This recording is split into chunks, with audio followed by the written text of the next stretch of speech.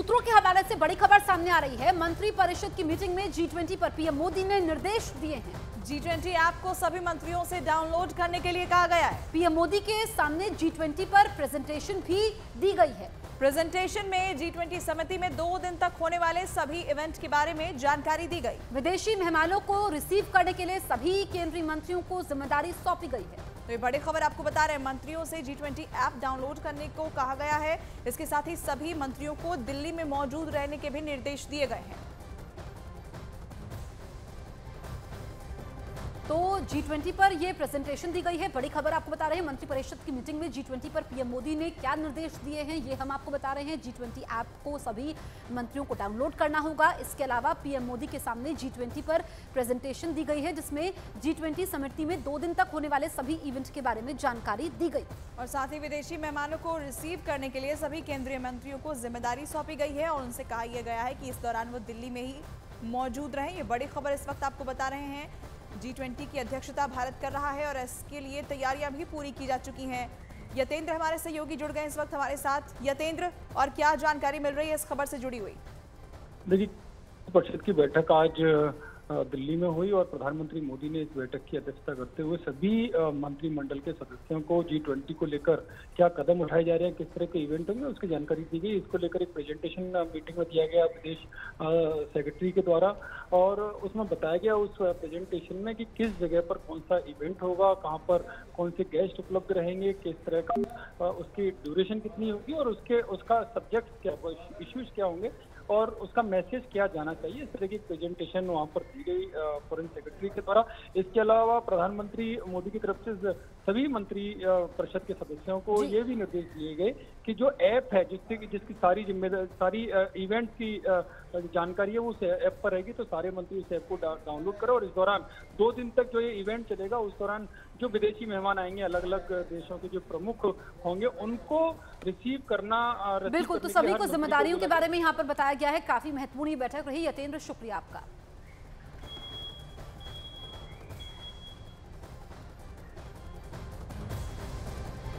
तो राजधानी दिल्ली इस वक्त उस किले में तब्दील है जहां परिंदा भी बिना इजाजत पर नहीं मार सकता है। G20 समिट से पहले जमीन से लेकर आसमान तक सुरक्षा चक्र तैयार है। दुनिया के टॉप सुरक्षा गार्ड विदेशी मेहमानों की हिफाजत के लिए तैनात हैं। हर आने जाने वाले पर नजर है और हाई राइज बिल्डिंग पर सेना के स्नाइपर तैनात किए गए हैं।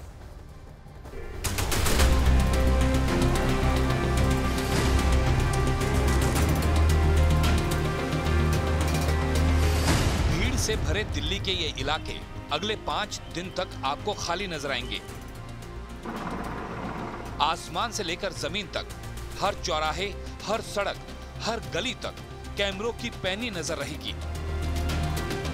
भारत मंडपम से राष्ट्राध्यक्षों की मीटिंग रूम तक एनएसजी के जवान G20 में पधारे मेहमानों के लिए कवच बनेंगे। पालम एयरपोर्ट से होटल के कमरे तक दिल्ली पुलिस के जवान दीवार बनकर रहेंगे, क्योंकि भारत इस बार G20 शिखर सम्मेलन की मेजबानी कर रहा है। इसलिए पूरी दिल्ली में सुरक्षा व्यवस्था चाक चौबंद है। चप्पे चप्पे पर जवान तैनात हैं।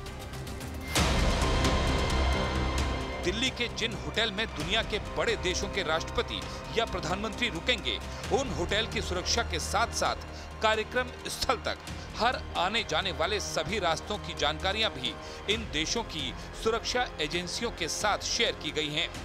हर जानकारी को अमेरिका की CIA, ब्रिटेन की MI6 और चीन की MSS की टीम को भेजा गया है। देश के इन टॉप होटल में सुरक्षा के साथ जरा भी समझौता नहीं होने दिया जा रहा। तरफ वो अपने देश के मुताबिक यहाँ पर टेलीविजन देखेंगे और दूसरा जो नज़ारा देखेंगे बाहर का, यहाँ पर देखिए सीधे यहाँ से कैनॉट प्लेस नज़र आएगा। लेकिन खास बात इसमें और भी है, सुरक्षा के खास इंतज़ाम यहाँ पर किए गए हैं और इसमें खास तौर पर बुलेट प्रूफ ग्लासेस इस तरीके के खास रूम्स में लगाई जाती हैं और यहाँ भी लगाई गई हैं।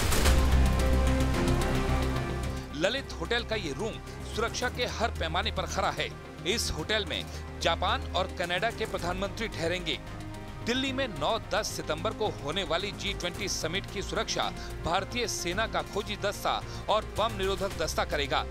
सेना सूत्रों के मुताबिक सेना ने ड्रोन के जरिए होने वाले संभावित हमलों को रोकने के लिए काउंटर ड्रोन सिस्टम भी तैनात किया है। दिल्ली के जिन होटल में राष्ट्राध्यक्षों को रुकना है, उसके पास करीब 40,000 पुलिस के जवान तैनात रहेंगे, जिनकी नजर से बचकर निकलना नामुमकिन है।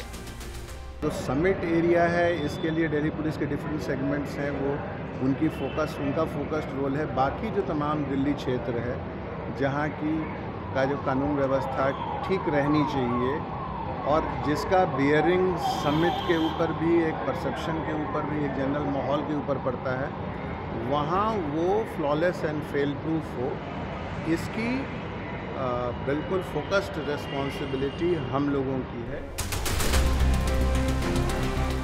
G20 के दौरान NSG की 12 से ज्यादा टीमों को G20 वेन्यू के साथ साथ दिल्ली की कुछ खास जगहों की जिम्मेदारी दी गई है। साथ ही दिल्ली पुलिस की स्वात टीम के साथ क्विक रिएक्शन टीम यानी QRT भी हर वक्त राष्ट्राध्यक्षों के होटल के इर्द गिर्द तैनात रहेगी।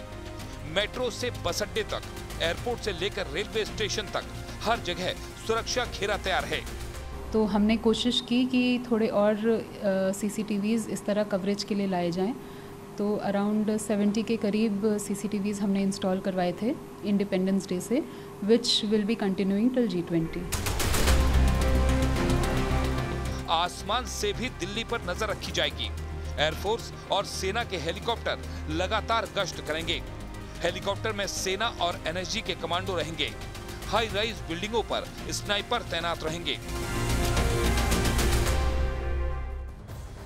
तो G20 बैठक के दौरान जब विदेशी मेहमान दिल्ली में होंगे तो उनकी मूवमेंट कैसी होगी, सुरक्षा व्यवस्था कैसी होगी और ट्रैफिक व्यवस्था क्या रहेगी, इसकी रिहर्सल भी शुरू हो चुकी है। दिल्ली की जिन सड़कों से होकर विदेशी मेहमानों का काफिला गुजरेगा, उन रास्तों पर सुरक्षा कड़ी कर दी गई है। किस तरह के इंतजाम किए गए हैं G20 को लेकर ट्रैफिक पुलिस की तरफ से? देखिए, दिल्ली पुलिस और दिल्ली ट्रैफिक पुलिस की वेबसाइट पर एक विस्तार से ट्रैफिक एडवाइजरी है। उसमें जो राजकीय अवकाश है 8, 9, 10 तारीख का, उसके बारे में बताया गया है। नई दिल्ली NDMC या न्यू दिल्ली पुलिस डिस्ट्रिक्ट जो है, उसको कंट्रोल जोन या नियंत्रण जोन बनाया गया है, उसके बारे में बताया गया है। 7 और 8 की रात से जो है heavy goods vehicles, medium goods vehicle, light goods vehicles, और उनको जो है कंट्रोल होगा बॉर्डर्स पर से, उसके बारे में बताया गया। पूरी दिल्ली में जो है सभी यातायात की जो सेवाएं हैं वो रिंग रोड के बियॉन्ड जो है, रिंग रोड से परे जो है, वो सामान्य रूप से चलती रहेंगी। सिर्फ नई दिल्ली का जो क्षेत्र है, सीमित क्षेत्र है, जहाँ पर शिखर सम्मेलन होगा, जहाँ पर और व्यापक सुरक्षा इंतजाम रहेंगे, उसको नियंत्रण जोन में रखा गया है। वहाँ पर भी सभी मेट्रो सेवाएं जो है नई दिल्ली में भी और बाकी दिल्ली में चलती रहेंगी। वहाँ पर कमर्शियल एस्टेब्लिशमेंट्स जो हैं नई दिल्ली के क्षेत्र में, वो थोड़ा कंट्रोल में रहेंगे, बंद रहेंगे। आवश्यक सेवाएं वहाँ पर भी चलती रहेंगी। नई दिल्ली के अलावा पूरी दिल्ली में सारी मार्केट्स, शॉप्स, मॉल्स वगैरह जो है वो खुले रहेंगे। G20 के लिए दुनिया भर के नेता दिल्ली पहुंच रहे हैं, लेकिन चीन के राष्ट्रपति शी जिनपिंग की बजाय चीन के प्रधानमंत्री भारत आ रहे हैं। जिनपिंग के भारत नहीं आने की क्या वजह है? आखिर क्यों जिनपिंग ने G20 में आना कैंसिल किया? ये रिपोर्ट के जरिए आपको समझाते हैं।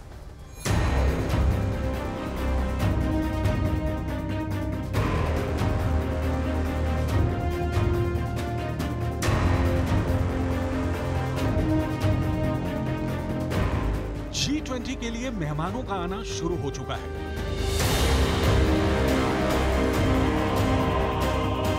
इस समिट को कामयाब और यादगार बनाने के लिए जबरदस्त तैयारियां की जा रही हैं।